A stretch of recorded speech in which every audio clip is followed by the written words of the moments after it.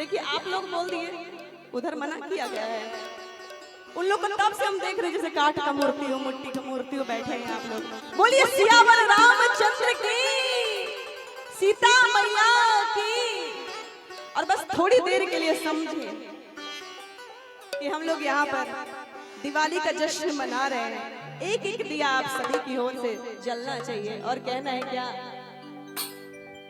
कि राम आएंगे तो अंगना सजाऊंगी,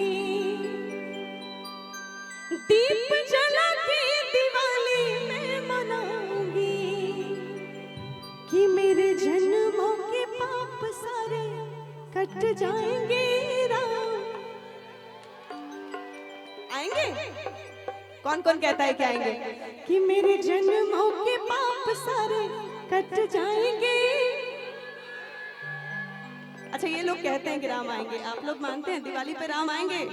दिवाली किस लिए मनाई जाती है? क्योंकि श्री रामचंद्र का आगमन हुआ था और दिया जला के सभी लोगों ने उनका स्वागत किया था, पूरी दुनिया ने उनका स्वागत किया था ना। आपको लगता है श्री रामचंद्र आएंगे आपके घर? कि मेरे जन्मों के पाप सारे कट जाएंगे, राम आएंगे राम आएंगे,